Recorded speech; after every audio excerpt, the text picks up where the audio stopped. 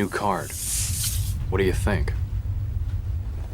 Whoa, very nice. Look at that. Picked them up from the printers yesterday. Good coloring. That's bone.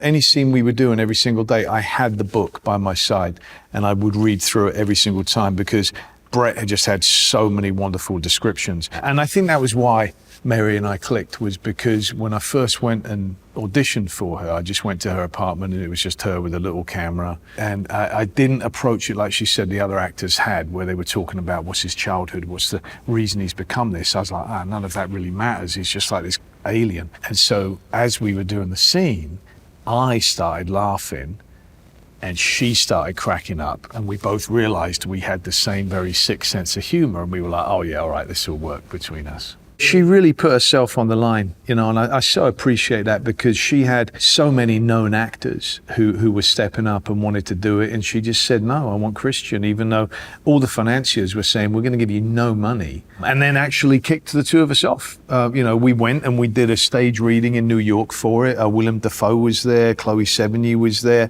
and Bret Easton Ellis was there, and then we got the money, yay! But what our agents forgot to do, our agents at the time, forgot to do was to include us in the package. And so we raised the money and then they said, right, and the two of you, bye-bye. But I went a little bit psycho myself in that I just said, no, I'm still making the film. And even though other people were cast, other directors were on board, I just kept on prepping.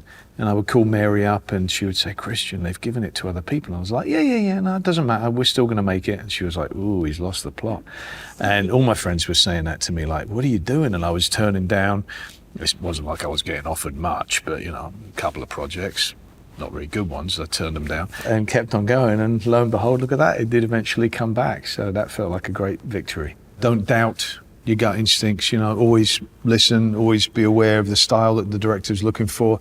But understand, you're always going to bring something unique from anybody else. When there still was the Wall Street trading floors and everything, I went and visited, you know, all different levels of people at Wall Street. But the guys on the trading floor, when I arrived there before making the film, I got there and a bunch of them, they were going, oh, Patrick Bateman, and patting me on the back and going, oh, yeah, we love him. And I was like, yeah, ironically, right? And they were like, what do you mean?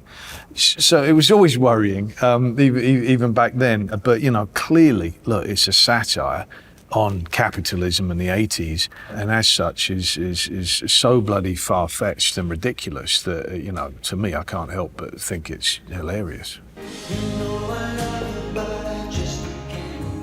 Do you like Phil Collins? I've been a big Genesis fan ever since the release of their 1980 album, Duke. I'm not going to ruin anyone's enjoyment and say that I'm not a huge fan and that they're not life-changing songs. Of course they are, for everyone, right? Come on, when you admit it.